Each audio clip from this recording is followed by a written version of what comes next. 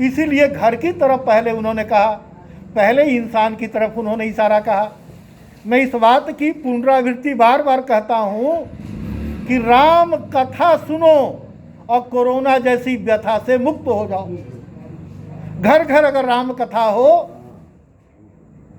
राम कथा, कथा और कोरोना, कथा कोरोना और कलयुग, कलयुग में कथा है कोरोना को भगाने के लिए, लेकिन कलयुग में हम कथा से कोसों दूर हो गए हैं।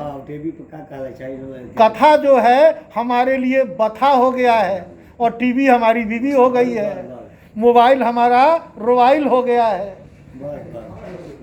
क्या बात है, एंड्रॉयड, हम अलग हो गए समाज से। हम माता पिता, अगर माँ के पेट में दर्द भी है तो बेटा मोबाइल पे बैठा हुआ है, वो कहीं चैटिंग कर रहा है, अन्य गेम इत्यादि खेल रहा है।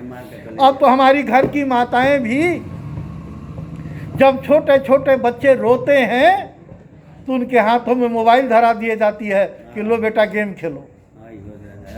अब आप बताओ, वह पूरी जीवन गेम ही तो खेलेगा। देखिए बेकाबू दुनिया पे से होते जाएगा। आप अभिभावक होकर, आप गार्जियन होकर के उसे तो गेम खिलाना सिखा रहे हो। तुम उसे ये नहीं सिखा रहे हो कि प्रातः काल उठी रघुनाथा, माता पिता गुरु नामई माथा। इस आदर्श को नहीं सिखा रहे हो। उसके हाथों में तुम्हें कलम देना चाहिए, उसके हाथों में संस्कार देना चाहिए, उसके हाथों में, उसके मस्तिष्क में अपने पूर्ववर्तीय ऋषि मुनियों के संस्कार को बताना चाहिए। ऐसे हजार और लाखों कोरोना भी अगर आ जाएं तो राम भक्त का वो बाल बाका नहीं कर पाएंगे। इसीलिए गोस्वामी तुलसीदास ने बड़े ही स्पष्ट शब्दों में कहा कि वर्ण धर्म नहीं आश्रमचारी। कह रहे हैं कि कलयुग में वर्तमान की स्थिति को देखकर भविष्य के बारे में कहा जाता है। जैसे आप कहते हैं ना कि गांव, धान का गांव पुआल से देखा जाता है। जितनी अधिक पुआल गांव में होगी तो बच्चे की जो संस्कार है जन्म के समय उसके परिवार के द्वारा और उसके लक्षण के द्वारा देखा जा सकता है कि यह बच्चा भविष्य में क्या होगा। हाँ, क्या राम के साथ, कंस के साथ, रावण के साथ, यह भी तो एक ही घर में इंसान के यहाँ जन्म लिए। उसी कयाधु के गर्भ से भक्त प्रहलाद भी जन्म लिया। उसी कश्यप ऋषि के हिरणाक्ष हिरण्यकश्यप पुत्र थे। तो इस तरह हमारी जो वर्ण आश्रम टूट गई, वर्ण आश्रम झगड़े के लिए नहीं बनाए गए थे। वर्ण आश्रम को एक दूसरे को जोड़ने के लिए बनाया गया था। आप कल्पना करें, आप कहेंगे कि हरिजन बहुत छोटा है, स्वर्ण वर्ग के लोग कहेंगे कि अरे यह तो छोटे वर्ग का है, इसका तिरस्कार करो, अपमान करो। लेकिन क्या ऐसा था? पूर्व में भी अगर ऐसा हुआ है तो हमारे धर्मशास्त्रों ने ऐसा नहीं कहा था। आज मनुस्मृति की परंपराएं चल रही हैं। अगर बुरे और अच्छे लोग हर काल में थे, क्या त्रेता में रावण नहीं थे? क्या कलयुग में कंस नहीं था? तो कलयुग में भी बुरे लोग हैं और अच्छे लोग हैं। हम बुरे लोगों की बुराइयों को क्यों देखेंगे, उनकी बुराइयों को भूल जाएंगे। हम अच्छे लोगों का स्मरण करेंगे, अच्छे लोगों की समाज में चर्चा करेंगे। ऐसा नहीं बैठ करके हम 10 अपराधियों की चर्चा करें। अगर हम जैसी चर्चा करेंगे वैसी हमारी मनोवृत्ति होगी। जब हम अन्न और जल में भेद हो सकता है, जैसा हम खाएंगे अन्न वैसा होगा मन, और जैसी हम पिएंगे पानी वैसी होगी हमारी वाणी। जब ऐसा हो सकता है तो क्या कि आज स्पर्श से, आज हमारे देश के तमाम लोग, हमारे मेडिकल क्षेत्र के लोग, प्रशासनिक अधिकारी, हमारे बड़े बुजुर्ग, सभी लोग कह रहे हैं कि तुम दूरी बना कर रखो। 2 गज की दूरी यह तुम्हारी है मजबूरी, अगर तुम स्वस्थ रहना चाहते हो। यही बात तो हमारे शास्त्रों ने कहा कि स्पर्श दोष लगता है।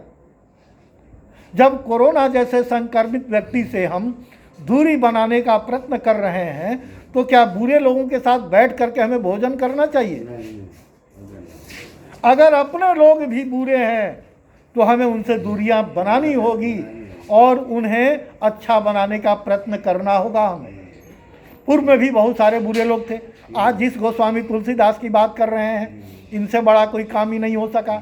वाल्मीकि हमारे बहुत बड़े चोर थे, लेकिन आज उनकी कथाओं को उन्होंने परिवर्तन किया।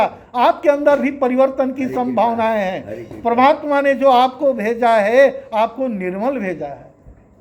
आप क्यों दूषित बनना चाहते हो? क्यों तुम दुराचारी बनना चाहते हो? तुम क्यों नहीं संस्कारी बनना चाहते हो? क्यों नहीं नैतिकवान बनना चाहते हो? सबसे पहले तुम क्यों नहीं इंसान बनना चाहते हो? क्यों एक दूसरे के धर्म के नाम पे, जाति के नाम पे, संप्रदाय के नाम पे, क्षेत्रवाद के नाम पे, राष्ट्रवाद के नाम पे क्यों झगड़े हो रहे हैं? क्यों गोलियां चल रही हैं?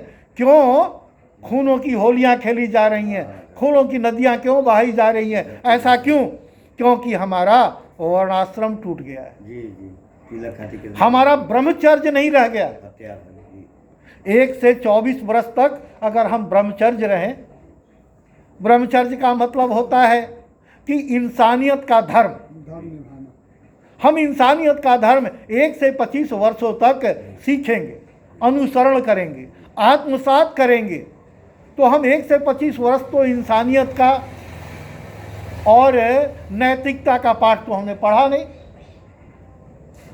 तो हमारा गृहस्थ आश्रम अच्छा कैसे होगा? और जब गृहस्थ आश्रम अच्छा नहीं होगा तो वानप्रस्थ हमारे कैसे होंगे? गृहस्थ आश्रम में वानप्रस्थ और संन्यास, यह 4 आश्रम जो है वह टूट चुके। मनुस्मृति द्वारा आने वाले दिनों में इस वर्णाश्रम की आवश्यकता पड़ेगी। आने वाले दिनों में आज जो लोग आलोचना कर रहे हैं कि यह क्षत्रिय हैं, ये ब्राह्मण हैं, यह वैश्य हैं, यह शूद्र हैं, इनके नाम पर राजनीति हो रही हैं, इन्हीं के नाम पे हमारी सरकारें चल रही हैं। लेकिन मैं यह प्रश्न करना चाहता हूँ, यह पूछना चाहता हूँ, मैंने पूर्व में भी कहा कि पूर्व में भी अच्छे और बुरे लोग थे। क्या हमारे यहाँ हर ऐसे मांगलिक कार्यों में वैसे जिसे तुम शूद्र मानते हो, जिसे तुम अनुसूचित जनजाति मानते हो, क्या उन लोगों को हम सम्मान नहीं करते थे? हम उन लोगों का अत्यधिक सम्मान करते थे। बशर्ते यह भी सत्य है कि उनके बगैर हमारा कोई मांगलिक कार्य नहीं होता था। यह भी सत्य है।